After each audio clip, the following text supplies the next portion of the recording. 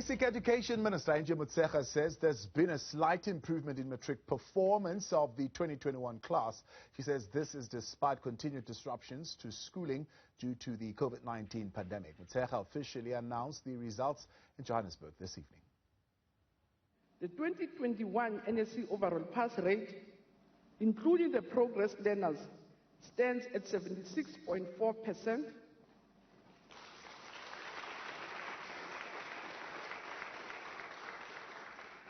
Which is an improvement of 0.2%. So we've moved from 76.4 to 76.6. If we exclude our progress learners, we will be speaking about a pass rate of 79.8%, which is 0.2% short of the 80% figure that we are always striving for since 2019.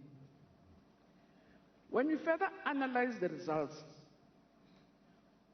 256,031 learners, which is 36.4%, got bachelors. Again, it's an increase from last year, the number of bachelors that we received this year. So we say the number of bachelors is the highest attained in the entire history of the NSC exams.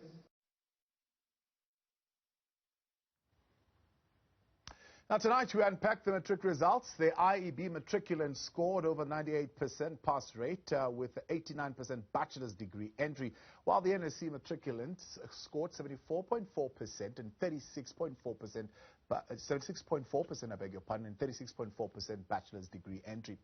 How do we close the gap between the IEB and the NSC results? Joining me now to unpack this is Equal Education's Head of Research and Development, Renee McFarlane, Associate Professor at the University of Johannesburg Center for Education Practice Research, Nikki Roberts, and Senior Lecturer in Curriculum and Instructional Studies at the University of South Africa, Dr. Solomon Mawela. We also have Lebogang Manjane from the Independent Schools Association of Southern Africa. Here to be a part of the conversation tonight, you can send us your comments and your questions to 072-110-5584, or you can tweet us at Newzroom405. Good evening to you all, and thank you very much for your time and joining us tonight here on In Focus. Good evening. Dr. Mawela, let me start with you. I mean, whenever we get to this point every year, when results are released, the disparities between the IEB and the NSC result is astonishing for many parents, but for the public and maybe even for the students themselves, because of just the gap, particularly in those who qualify to enter for further education. And the question then comes up, are we failing to prepare our learners for further study? Thank you so much for inviting me, and good evening to the viewers again. I don't think we are failing. The Department of Basic Education is actually doing a very good work. There are factors that which one could say we should be looking at, and the internal factors and external factors, indeed they are contributing in a greater work, so that we can have to look at the gap that which we can say. If you are to see the number of students from the IEB, how many are they? That which we are saying we are celebrating 98% from the IEB, and as the Minister of Basic Education today, she's actually releasing the number of pass rate of over 76%, including the progress learners. But from over 800,000 students, when one could say, is such a huge number. And how many of the IEB students that which are actually making it to the university, and if you are to look at the dropout rates and the number of those that which we could say they are coming from the Department of Basic Education. Yeah.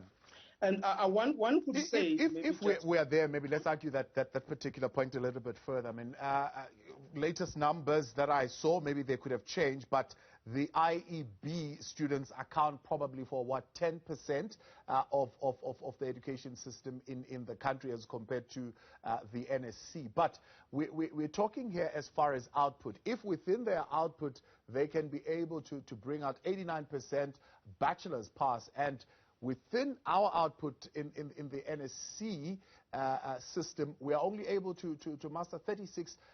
How would you analyze those kinds of numbers? That's why I say the internal factors and external factors. They are contributing factors in this case. Our 36%, it is coming from, if you have just checked, the quintile wine schools, that which have just improved their numbers of bachelors. And if you look at the COVID-19, the attending of the schools in the rotational wave, and looking at the number of teachers who were affected or infected in this case and not coming to school, which is a high number of them, you're looking at also the same learners that which we are comparing here, who are child-headed family group of children, is not compared. I don't think one could easily sit down and say we can compare a learner who has got a tablet and a learner who doesn't have a tablet, a learner who has got data, can attend online, and depending on the online services only that which are provided maybe by SABC, it's very difficult to come to a point of saying that we can easily compare. All right. Yes. I'm going to come back. I'm going to come back to you and unpack it further.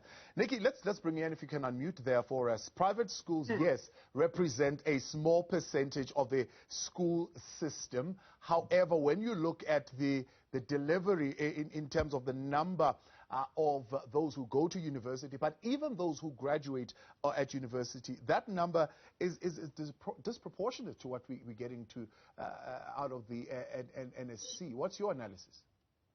Sure, Thabo. I think that it is a stark reminder of the significant inequality in South Africa, the two worlds, if you like, of the black, poor, rural child who doesn't speak English, and the rich, white, affluent child who goes to a private school.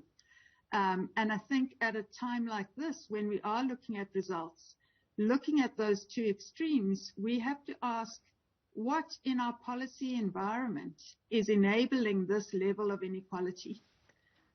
We know that socioeconomic factors are the biggest predictor of educational outcomes.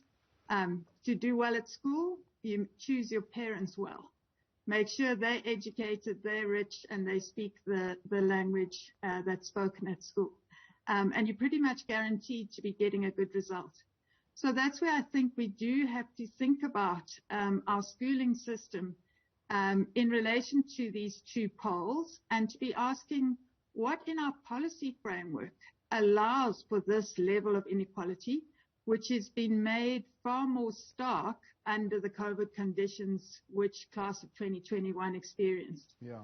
I do want to just point out there is a slight distinction in what we're talking about, is that there are many private schools who write the NSC certificate. So it's not quite fair to say IEB is private, NSC is public. We do actually have a small IEB group, and then we have the small independent group, plus the fee-paying public schools, quintiles 4 and 5, and then the very big, our majority, our real education system, if you like, of the no-fee schools from quintile 1 to 3. Which in itself then lends nicely to the next question, if you will, please, Nikki, indulge. Is that the question whether administration of examinations is what needs to change, or the economics that need to change? I mean, what is it that needs to change to begin to see better results? So I do think that the economy matters. I think the fact that this class has been recipients of social grants, and that for the very first time, Thabo, and I'm really pleased the department has done so, is that they've reported on retention rates. So we've had a lot of politicking about what's the real matric pass. It's not a pass, it's a retention rate. Who is getting all the way to matric in order to write that exam? And we saw tonight reporting on children who've been receiving the child grant having a far better retention rate than what we had expected, which I think was in the 60s. I need to look it up again. But a lot of the doom and gloom analysts say, only 40% of children make it to grade 12. The analysis for children who are receiving the social grant is better. I think looking at this, for me, it calls for a basic income grant. We need to be sure that the economics in our country shift.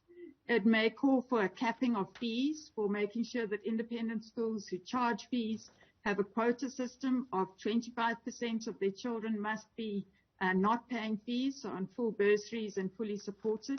So there are ways to look at these outcomes and to say, how could we change our policy framework to make sure that more South Africans have access to what is offered in the private sector? Yeah. Lebogang, I see you there also nodding your head to say some schools in the independent sector also write the NSC qualification. Then the question becomes, why do we need 2 examinations in the country? If indeed we are going to be all writing this 2 different examinations but have one qualification which is standardized by uMalusi. You're correct. So both examinations are standardized by uMalusi, and uMalusi issues the matric certificate. So there's no distinction between a certificate written by the IEB, Sakai, or the NSC through the state. So I think that that's important for us to note. The importance, I think, of having the independent examination board is a great benefit to the country. Because, as we've indicated, 800,000 students wrote the matric exams. The IEB has about 10,000 students. They can experiment. And I think a few years ago, Mr. Mweli, the Director General, talked about the distinction in how the examination was taken for accounting. And they looked at the different ways that the IEB was doing it. So uMalusi is learning all the time. And in many ways, the IEB can be used to actually shift and change an assessment for the country as a whole. And I think it's important that we must remember that the examinations are writing on the same curriculum. So the call has been, let us establish another independent body, or maybe even have the NSC being absorbed into the IEB, so we have one independent body that is able to assess both exams. What is your position on that?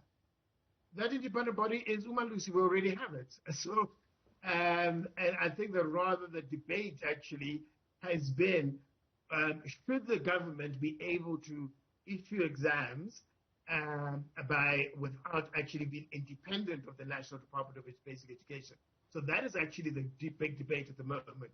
So what happens is that ultimately, should we not be creating a separate examination body to actually examine the national system as a whole? We continue in a moment. Renee McFarlane will weigh in, also Sticky Roberts, Dr. Solomon Mawela, on other aspects of this, particularly when it comes to the performance of learners at institutions of higher learning.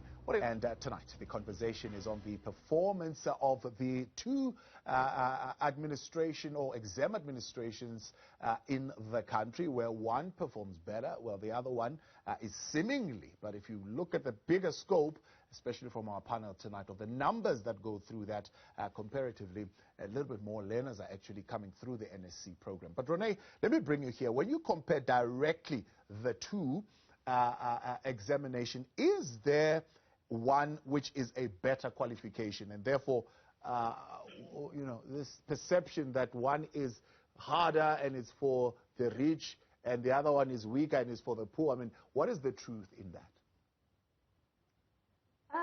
Thabo, before I get to that, I'm going to maybe say something controversial, but in many ways, I think the IEB results are irrelevant in the conversation about the matric results and what's happening in education in South Africa.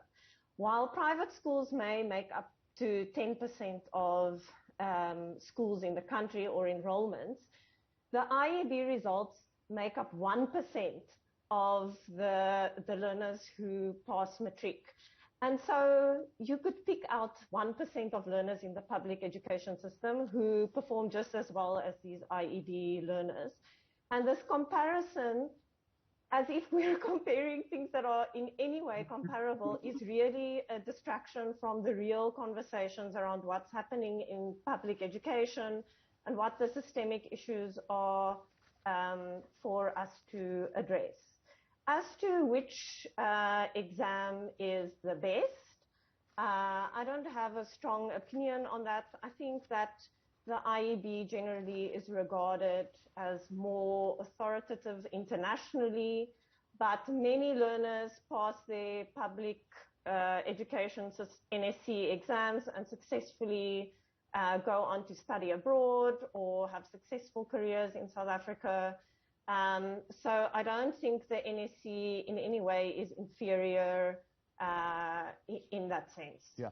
And while you're there, I know you speak of the 1%. I mean, the study, I don't know if you've seen it, was done earlier on in the decade, probably around 2011 or so, by UCT on the dropout rate of students at university. They found that dropout rate of people who qualified in university through the NSC is 67%, while you look at the dropout rate of IEB being 2%. I mean, it's much of a muchness. The numbers really are minute. But once they are at university, of course, it's no longer two set of students. They are all the same. So those numbers are a reflection of what happens at our universities. Yeah, but again, that's not comparable. That's a minor amount of learners that are not dropping out from the IEB exam. You have many more learners in the NSC exam who end up making it successfully through higher education, but you're talking about so many more learners that the percentages look different when you put them next to each other.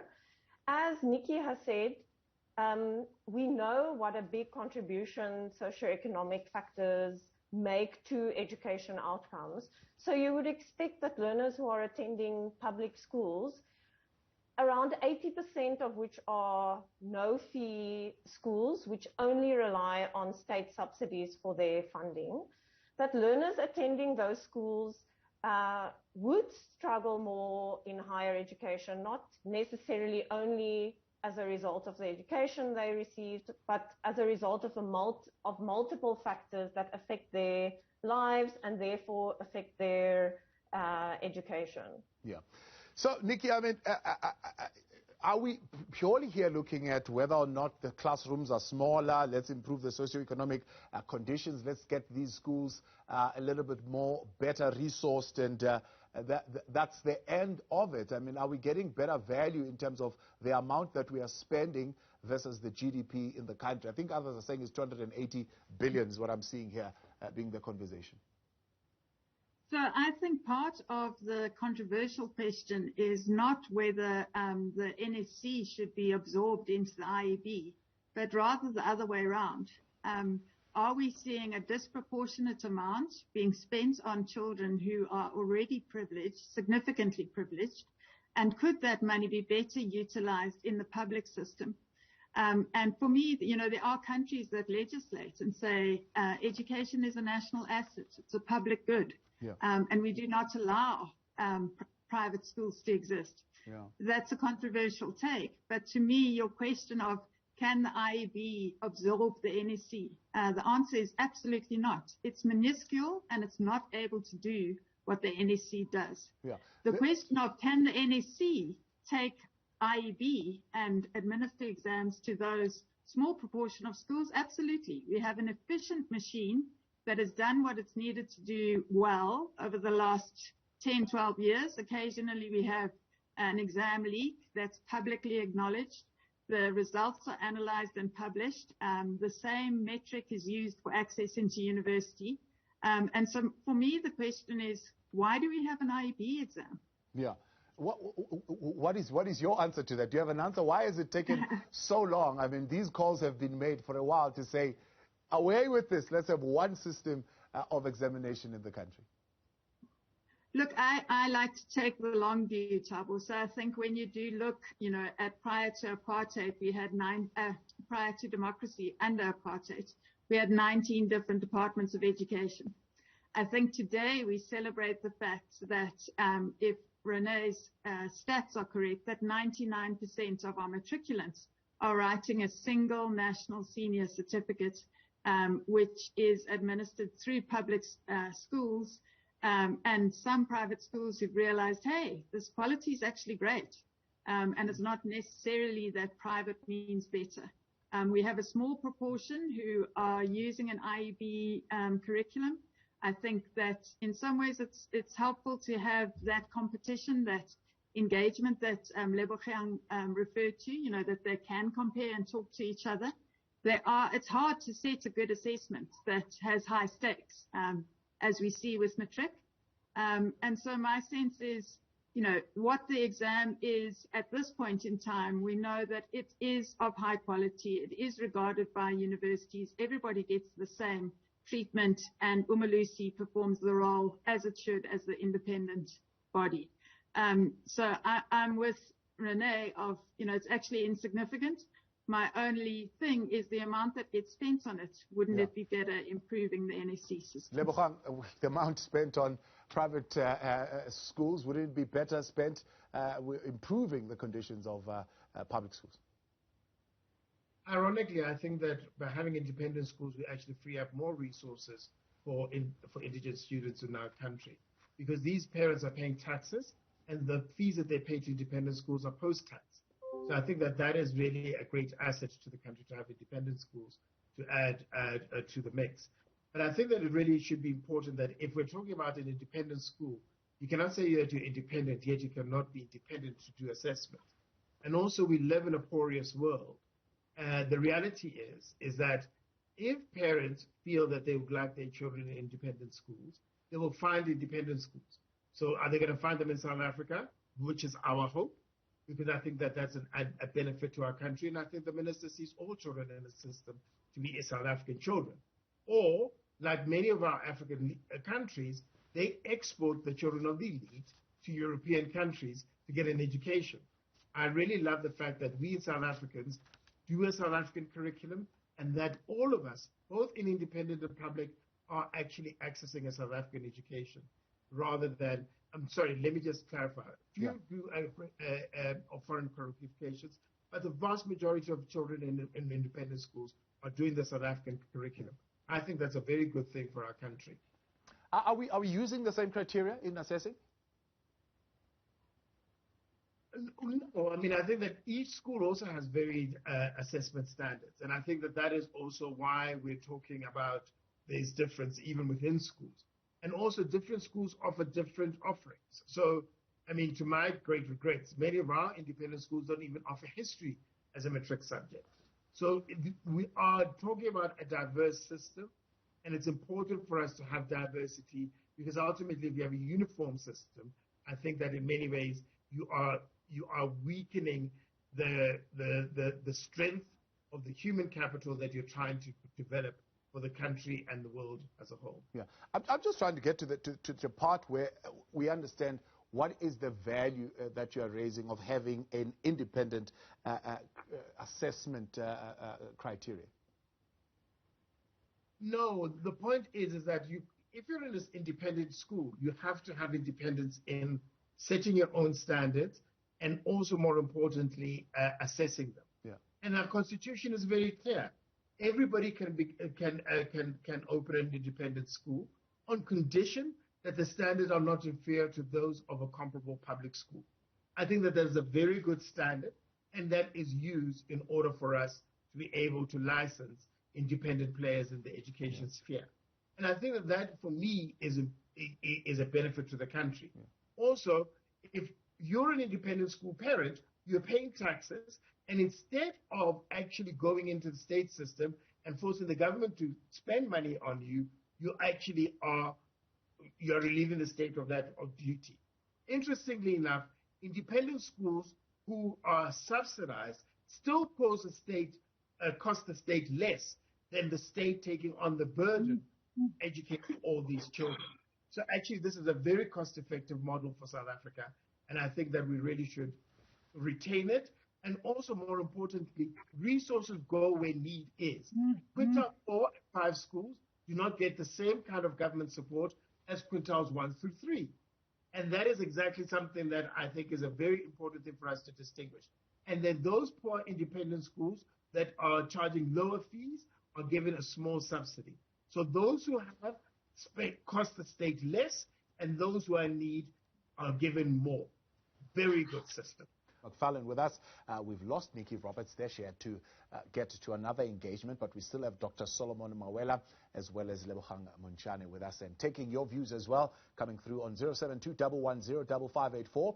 We're also seeing your tweets at Newzroom 405.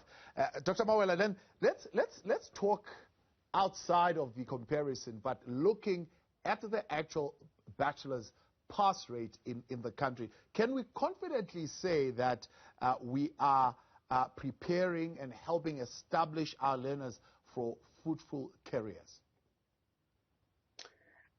Yes, I will say that the number of our bachelors are actually indicating that we are heading towards a greener and a fruitful land. If we take all these learners that which have passed are prepared to go to the university, and one could also agree with our colleague who was talking about the number of our bachelors from the quintile 1 to quintile 5 schools, and who are supported by government, that they are receiving the NSFAS, and they are doing very well. Most of them, they are actually doing very well at the university. You could see the results that which they are coming up from this difficult circumstances and the environment where they are coming from. I would say yes. We are not yet at 80%, as the Minister Njibutshe says. We are just run short of 0.2%, but we are heading there. I would say that the government of South Africa is actually investing. And we are all supposed to be supporting. All structures are supposed to be putting the hand from this side to this side to make sure that the number of bachelors are actually increasing. So 36 from quintile 1, there you go. It is something that which we could say we are moving into something that which we could say, if we all of us, from the resources that which we have, from the business sectors, we really need to have more of those. And if I may just highlight something to show you that if we can have Tshwane South District, for example, almost every year is coming forward, 89% and moving forward. And the Free State, if you check as a province, they are always coming forward. And it is one could not necessarily say a rural province per se, but they are doing excellent job. These are some of the things that which we could say that the numbers are increasing. Is just that they are not yet at the expected number that which we are maybe we are saying the 80% as Minister Njibutshe is highlighting. Yeah. So what do you think then there is, I mean, if you look at the number of parents who are now finding this private school offer attractive throughout the years is continuing to grow? Why are parents finding this private school offer attractive? Yes, the issue is we cannot run away and say we don't have the dysfunctional schools around the country. We still have the dysfunctional schools around our country. The research indicates some of the statistics that which we're saying that, look, most of the schools, more especially in rural areas and in townships, they are still having the challenges of functioning in a manner that way they were supposed to be functioning. If Minister Njibutshe says, no, I don't want to mention some of the schools who are still underperforming, you can hear that we still have the dysfunctional schools. And it is not something that which we're supposed to be proud of. That is the reason some of the parents despite the socio-economic factors that which we are going through, all of us together, they are pulling their children to this private schools or models, that's what you would classify as former Model C schools. So it is the type of teachings, the commitment which is there, and please, money does count here. A teacher who is being paid at a certain amount and a teacher who is being paid at a certain amount, it does matter. The commitment is there. So if you pay 100,000, for example, annual school fee, and your child is failing and you visit the school, I'm telling you, the principal will be standing up and will not be smiling with the teachers. But in our government schools, you go and present a case of saying that why learners haven't received a classwork. I mean, day one of teaching and learning, for example, is the classwork supposed to be there? Yeah. A homework was supposed to have been given. And this is the thing that which is supposed to be making sure that we see a functionality of the school from the day one. So if we can't have the functionality of school from day one, that is where we're going to. From the principal, the school governing bodies are not just mere group of members who are just going there to showcase that they are. No, they must be making sure that they support the teachers. Yeah. They are supporting the learners. Yeah. They are supporting even the children who are child-headed families. So these are some of the things that which are making some of the parents to say, no, there's a dysfunctionality here. I am pulling my child to such and such a school. But in schools that which are functioning properly, I promise you, the parents are even taking their children to so-called Model C or private school. They are bringing back to the schools that which are government school because they are functioning well. Rene, bring that to your consideration a little bit as well. What makes the private school offering attractive to parents, particularly the dysfunctionalities, of course, highlighted there by Dr. Mawela. The question of accountability and the ability to select staff, and the sense that the teachers there are held more accountable, I suppose, because of the amount of money that the parents are paying.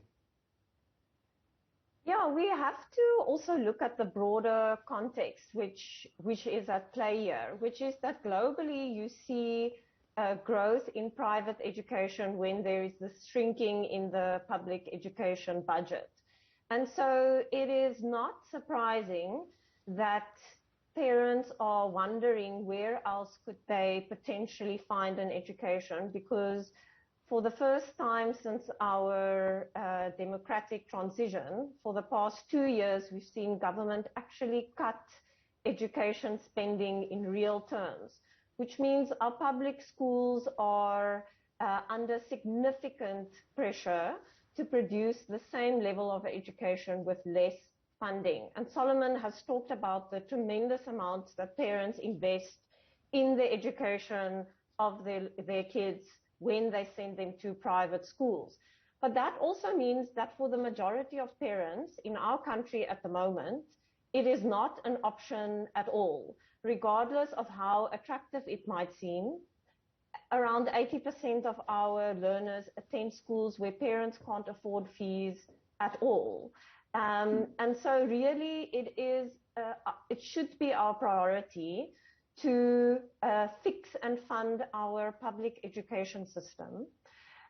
We've talked a little bit about the benefits of private education, but we haven't talked necessarily about the cost of it or the potential negative sides of private education. Yeah. And one of it is obviously that you have wealthy parents with means and social capital who are completely disinvested in the quality of public education system. They invest their money and resources and their social networks in a private education system. They don't contribute to the public system.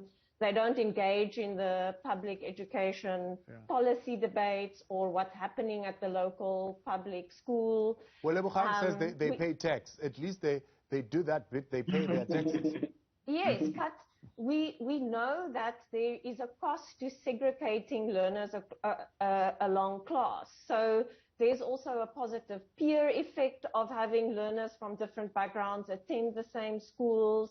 And it is a pity that we, in some ways have the segregated system that allows people to, in many ways, opt out of the challenges related to public education. Then the final point I wanted to make is, there are really excellent private schools, but in the context that Solomon was mentioning, where you have very poor performing public schools in rural areas, you do also find private schools which actually offer really bad quality education, but because they are branded as a as a private school, they are assumed to somehow be providing a higher quality education. So in some cases, it's obviously the truth, and in some cases, it's a perception. Many of those private schools aren't registered, which means that sometimes without warning, they close down and kids are left without access to education. So it's not only a rosy picture in the private sector, and I think that's important for us to remember. Absolutely. To your point then, Renee, to address that particular issue, how do you suggest that the sharing of quality among the entire system should actually be approached? Because as you're hearing, there are parents who insist they want their kids to have the benefit of private education, independent schools, so that school can set the standards and they're happy with those standards because they are better, in a sense, for the education that they want for their children. But how do we get the systems to be able to share quality? Yeah, it is a travesty that parents have to look towards the private sector for a solution. Every parent and learner should have the option of a quality public school in their area that is accessible, that's close by.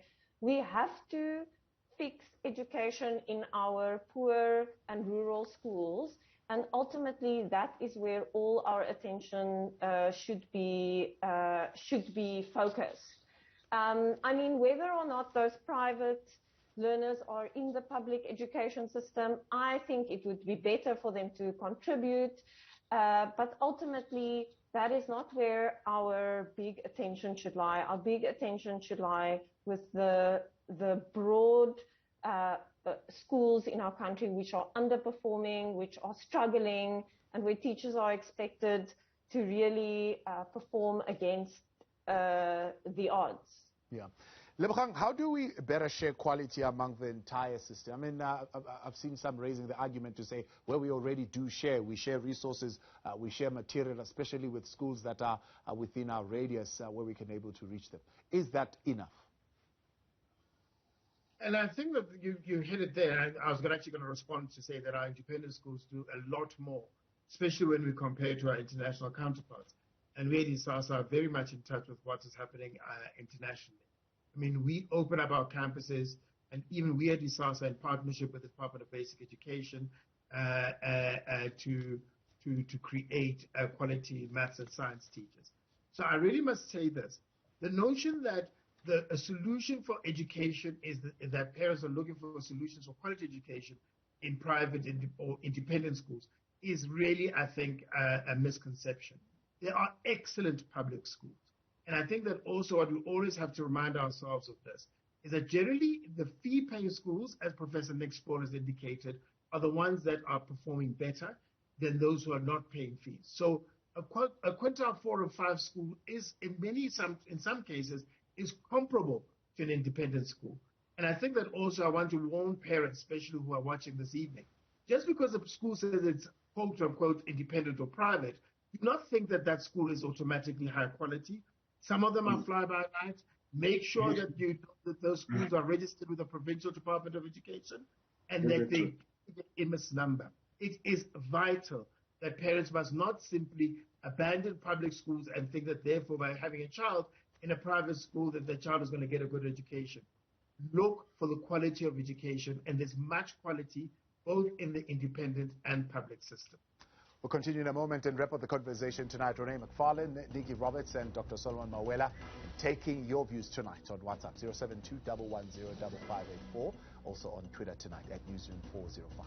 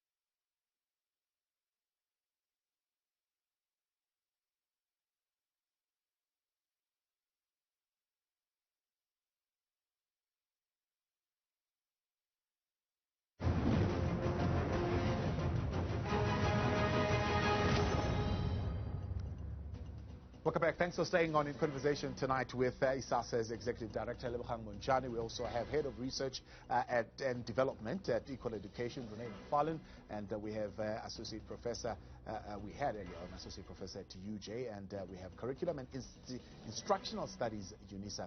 That's Dr. Solomon Mawela. And we are looking at the performance of learners of 2021.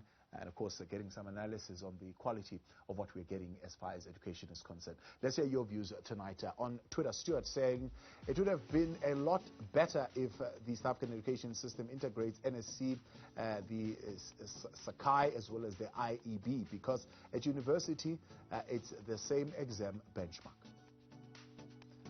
Tembu in Sasolburg saying, although Umalusi certifies the IEB and NSC, inequality always bequeaths the educational standard and framework. Okay, a whole lot there that we need to talk to as well in that particular issue. But the question then, Lebogang, while I'm still with you on the sharing of quality within the entire entity, there is this question that Renee has already alluded to in a sense and touched on it, the misconception around international school leaving qualification, to say you would need to, for example, augment, get an extra program if you're coming from the national senior certificate schools as opposed to when you're with IEB. Is there such a thing?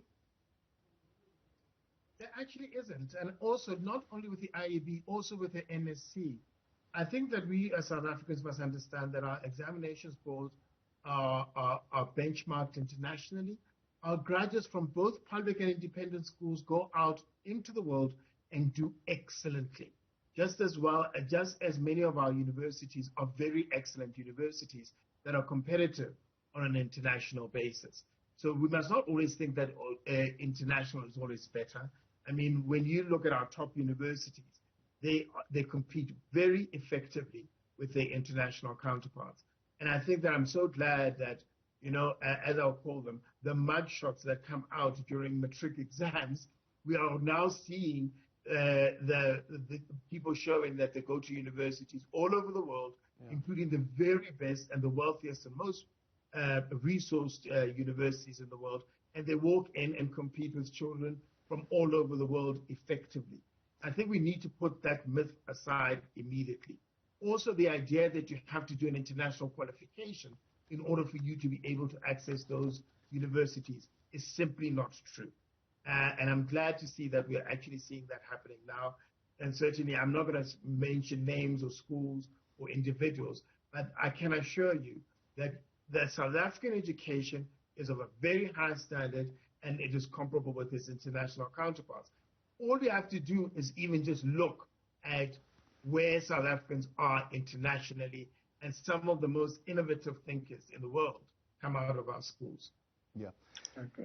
I've seen some marketing material from independent schools, and give me your views on what you're thinking is. One of them saying, well, the difference between the IEB program that we offer and the National Senior Certificate program is that one emphasizes critical thinking and problem solving, that being the IEB, and the other one is almost a parrot-like fashion, so repetition, and anyone can make it through a matric that way.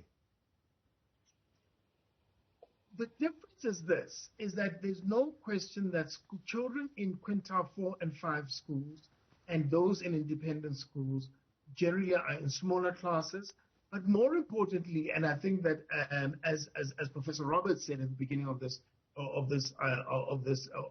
discussion, what determines success at schooling is your parents and their socioeconomic status.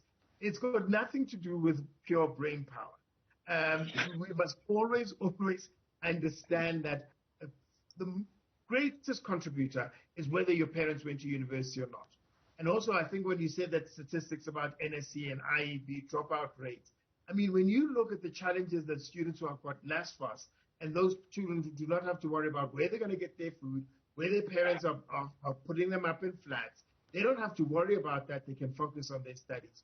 while many indigent students sometimes don't get their NSFAS funding after 2 or 3 months, they're struggling with that. And also they've got, their parents may have problems at home and that the families are less resourced. This discussion about education is about socioeconomics. Let's not be simplistic about it, and let's not create a division between public and independent. There are many well-resourced families in this country who choose good public schools. And I think that is something that we need to remember all the time. Yeah. But I can assure you, being a graduate of some of the top universities in the world, our education in South Africa is comparable to any best standard anywhere in the world. And I can say that with pride and certainty. Dr. Mawela, I mean, one of those WhatsApp messages saying there is inequality bequeathed to us by the socioeconomic conditions in the country within the system and the framework of our education. One of those issues being raised is what I've just raised now. I see you wanted to weigh in on that one emphasizes critical thinking and problem solving, while the other one would be using the drill and practice way. So it's not necessarily as cognitively demanding. Very much true. It has got nothing to do with the cognitive aspects of a learner or a student at school or at the university level. It is the actual reality is we need to address the socio-economic challenges that which we have. My colleague has just touched base on that if we still have at the universities of South Africa NSFAS, students who are still demanding that, can I have money to buy food? Can you imagine? That has got nothing to do with how the student, whether he has got low IQ or high IQ, as they say. The student is demanding food. Give me food so that I can eat, and after eating I can concentrate. If a student is failing to submit assignment at the university because the student does not have a laptop, because the student does not have a data, does that have to do with the brain of that student? No. Can you see now? So these are some of the socio-economic challenges, and politics should not play dirty against education. We really need to make sure that we pay attention to education and put aside the politics. We mustn't politicize education at all to think who is supporting the children who are going to school, who's paying the NSFAS for students. They deserve, they must, they have got the right. It's our constitutional right. They have got the right to education. So if I don't have the resources, I am unable to learn. I can't be compared to a learner who is coming from a wealthy family, who has got a laptop, who doesn't complain about the data. If he's going to school, is driving. A student who is doing year one is driving a BMW, and you want to compare that student with a student who is catching a how train. I mean, not even a how train. A Chocholoza from Soweto is coming to UNISA. Is even coming late or is coming to University of Johannesburg or whatever. That can't be compared. So we need to support socio-economically, and even in the issues of saying that these students, as they go to university, let me just touch base also on that one. The parental involvement cannot be excluded and says the child is going to the university, therefore is an adult, is matured. No. That parental involvement is still needed even at the university, at the university level. We still need the parents to be involved. We still need parents to account and say, how do I make sure that you have got relevant textbooks, instead of saying that, no, I don't have textbooks. Because those are some of the challenges. So education of our country is very good. I agree with my colleague there. We have got excellent education. We need to support it. And we must also stop this thing of just criticizing our education and thinking that such and such a country is better in education because of some of their better economics or something like that. We mustn't. Let us also start defending our education system, because we must also learn to speak positively about what we are doing, not just criticizing what we are doing. Renee, I'll give you the final word here. I mean, some have said the two education system in the country should be done away with completely because it makes learners feel less important than others who have a more privileged position. Do you think it is a cost-effective thing that should be retained to have these two systems of education? I think it's definitely a debate to continue worth continue having. I mean, we know that during the transition period, school governance and especially the right to establish private education institutions was hotly contested. That's also why it made its way into the Constitution. And it is probably worth us considering to what extent, that inequality and that separation is really contributing to a healthy and strong education system. Appreciate you all, and thank you very much for joining us tonight here on In Focus. That is Renee McFarlane, we have Professor Nikki Roberts, Dr. Solomon Mawela, as well as Lebogang Bonchani.